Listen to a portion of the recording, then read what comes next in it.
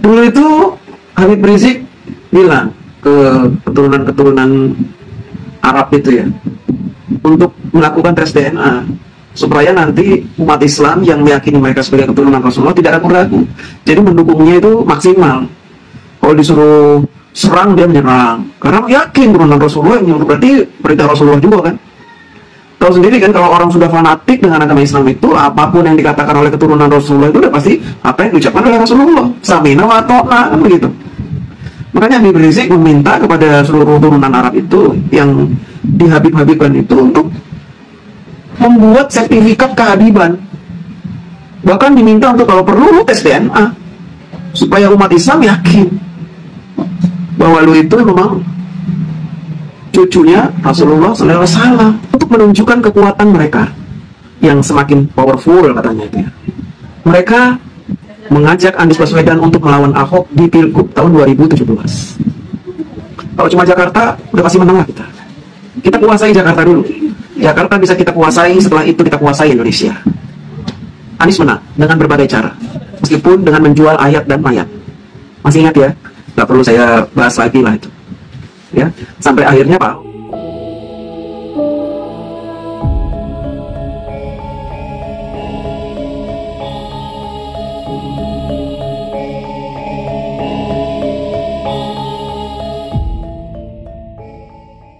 warahmatullahi wabarakatuh. Selamat siang teman-teman. Coba lagi dengan saya DJ. Sebelum kita membahas itu, saya ingin bercerita tentang masa dulu di tahun 1832 ketika bangsa Yaman berbondong-bondong datang ke tanah air untuk bekerja di perusahaan Belanda bernama VOC. Mereka imigran lah, datang ke Indonesia. Ketika Belanda mulai mengangkuti rempah-rempah dari Indonesia, kayu ke negara Belanda, tersiar kabar bahwa Indonesia tuh kaya sekali, gak bisa habis kekayaan. Datanglah bangsa Yaman itu, yang memang dari negeri yang kacau gitu ya. Mereka ingin memiliki sebuah penghidupan yang lebih layak. Datang dia bekerja dengan orang Belanda. Masuklah dia sebagai pekerja di VOC. Jadi kaki tangan pengusaha-pengusaha yang ada di VOC. Keturunan Yaman ini mengklaim bahwa nenek moyang mereka lah yang berjasa atas kemerdekaan bangsa Indonesia. Kenapa mereka mengklaim itu? Ketua mereka yang punya organisasi besar yang sudah dibubarkan oleh Pak Jokowi, ujung-ujung Sihab itu orang Yaman, punya keinginan menguasai Indonesia, mendirikan khilafah. Sejak era Gus Dur hampir berhasil mereka mempengaruhi rakyat Indonesia untuk percaya omongan dia. Di era Bapak Jokowi, mereka semakin berkembang, semakin bertambah banyak pengikutnya, kemudian sukses mengadakan demo demi demo untuk memakzulkan Pak Jokowi, tapi selalu gagal. Sukses ngelecehin bangsa Indonesia untuk mendukung mereka. Bahkan jenderal-jenderal, mantan-mantan jenderal mendukung mereka. Di antaranya Fahru Rozi yang membuat kesepakatan 8 poin itu. Saking berwibawanya di mata umat Islam, karena kesuksesan dia menjaring umat Islam untuk mempercayai dia sebagai cucu Rasulullah SAW. Sehingga yang percaya dengan dia banyak. Yang percaya kalau dia punya karomah sangat banyak. Yang percaya bualan dia itu sangat banyak. Dan dia hampir sukses menguasai Indonesia lewat Prabowo Subianto di tahun 2014. Pak Jokowi menang, tapi menangnya menang tipis. Boleh dikata orang Yaman ini hampir sukses menguasai Indonesia lewat Pak Prabowo. Begitu pula di periode kedua, hampir menang, kalahnya tipis. Setiap kali Habib memerintahkan anak buahnya untuk melakukan aksi, berjuta-juta orang, berbondong-bondong orang datang untuk berperang. Seolah-olah mereka mendapat perintah dari Rasulullah SAW.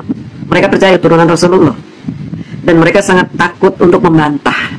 Tapi mereka juga heran, kok gagal menjatuhkan Pak Jokowi? Kok selalu kalah? Kenapa begitu? Kok kalah terus kita? Kok keturunan Nabi kalah melawan Jokowi? Yang padahal mereka terus-menerus menyebut-nyebut Pak Jokowi itu orang Cina, orang kafir, orang Kristen, PKI, plonga-plongo. Di-downgrade terus Pak Jokowi, tapi kok kalah dengan orang yang sudah rendah ini, direndahkan ini, kok mereka selalu kalah? Akhirnya di kubu Habib ini, yang di dalamnya juga ada orang-orang cerdas, pendukung Pak Prabowo, yang orang-orang realistis, mulai bertanya-tanya, ini sebenarnya Habib punya kekuatan nggak sih? katanya bisa menjaring kekuatan Islam seluruh Indonesia untuk mendukung. Kok kita kalah terus dengan Pak Jokowi? Sebenarnya ada di mana nih kita nih? Kurangnya ada di mana nih?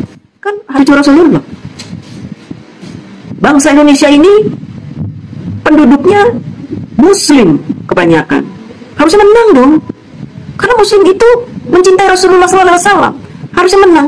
Tapi kok nggak pernah menang? Akhirnya mereka terpecah menjadi beberapa bagian. Ada yang tetap takzim sampai sekarang detik ini, tetap memuja-muja Habib. Tapi sebagian lagi sudah mulai kayaknya meragukan. Kenapa doa-doa tidak pernah dijawab oleh Allah? Kenapa ijtima ulama 2 periode selalu bisa ditumbangkan oleh kubu Pak Jokowi? Padahal kubu Pak Jokowi kubu sesat, PKI, kafir. Tapi kenapa Jokowi selalu menang? Untuk meyakinkan pengikutnya yang bertanya-tanya, kenapa kita selalu kalah sih melawan Jokowi? Ini kumpulan dari ulama-ulama loh. Tapi kok rakyat Indonesia nggak dukung kita ya? Nih Islam-Islam itu. Oh iya, mereka itu sesat. Karena tergila-gila sama Pak Jokowi. Tergila-gila sama Pak Jokowi sampai mau menggadaikan akidahnya. Itu yang selalu mereka tuduhkan terhadap pendukung Pak Jokowi itu.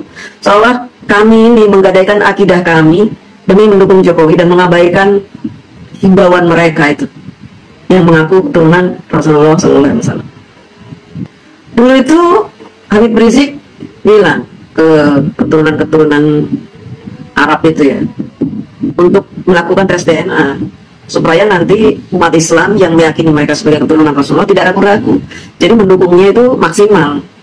Kalau disuruh serang dia menyerang karena yakin turunan Rasulullah, yang berarti perintah Rasulullah juga kan. Tahu sendiri kan kalau orang sudah fanatik dengan agama Islam itu, apapun yang dikatakan oleh keturunan Rasulullah itu udah pasti apa yang diucapkan oleh Rasulullah. Samina wa ta'na, kan begitu. Makanya Habib Rizik meminta kepada seluruh turunan Arab itu yang dihabib-habibkan itu untuk membuat sertifikat kehabiban. Bahkan diminta untuk kalau perlu tes DNA supaya umat Islam yakin bahwa lu itu memang cucunya Rasulullah SAW, untuk menunjukkan kekuatan mereka yang semakin powerful katanya itu ya. Mereka mengajak Anies Baswedan untuk melawan Ahok di Pilgub tahun 2017. Kalau cuma Jakarta udah pasti menang lah kita. Kita kuasai Jakarta dulu. Jakarta bisa kita kuasai, setelah itu kita kuasai Indonesia. Anies menang dengan berbagai cara, meskipun dengan menjual ayat dan mayat. Masih ingat ya? Gak perlu saya bahas lagi lah itu. Ya, sampai akhirnya Pak Ahok dikriminalisasi, di penjara. Tetapi di periode kedua Pilpres mereka kalah, walaupun kalah tipis. Nah kemudian ketika Bapak Jokowi merangkul Bapak Prabowo, ini adalah strategi brilian seorang Joko Widodo, yang memang pada dasarnya Pak Jokowi ini adalah orang yang tahu terima kasih, dan Pak Jokowi juga mengetahui posisi organisasi Islam ini di Indonesia seperti apa. Bahkan Pak Jokowi tahu bahwa mereka punya kekuatan di luar negeri, di beberapa negara, punya hacker-hacker, ahli-ahli IT yang disebar di beberapa negara untuk menyebarkan berita-berita kebencian. Pak Jokowi tidak mau gegabah membiarkan organisasi Arab ini mempengaruhi pikiran rakyat Indonesia. Pak Jokowi harus merangkul seseorang yang pernah berjasa dalam hidup Pak Jokowi ketika beliau menjadi wali kota dan gubernur, yang dimanfaatkan oleh komunitas Arab ini untuk membuat kacau Indonesia dan mengganggu pemerintahan Bapak Jokowi. Orang-orang Arab ini terlalu berisik. Pak Jokowi sudah tahu juga Pak Prabowo ini orang paling ikhlas dan legowo, dan selama ini Pak Prabowo ini dimanfaatkan oleh mereka itu. Ketika Pak Prabowo mau bergabung, Pak Jokowi juga tahu bakalan nanti ada sebagian pengikut dia yang akan mencelat, nggak lagi mendukung Pak Jokowi. Itu sudah risiko, tidak apa-apa. Pak Jokowi pikir orang yang mendukung Pak Jokowi yang nanti bakalan mencelat mungkin tidak terlalu signifikan lah membuat kekacauan di negara ini. Pak Jokowi pikir begitu, ya.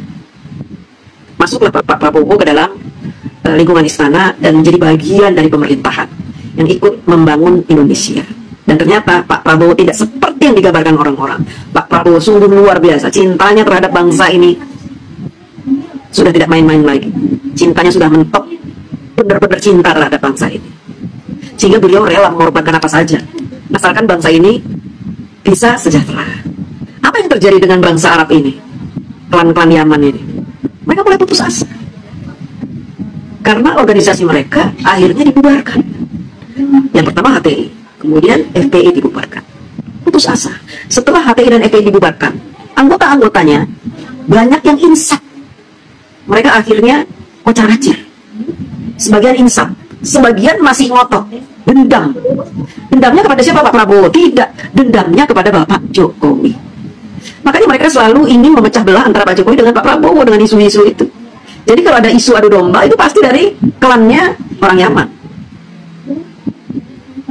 Ambisi mereka untuk menguasai Indonesia ini sudah hampir menurun. Organisasi sudah dibubarkan, kekuatan juga sudah melemah.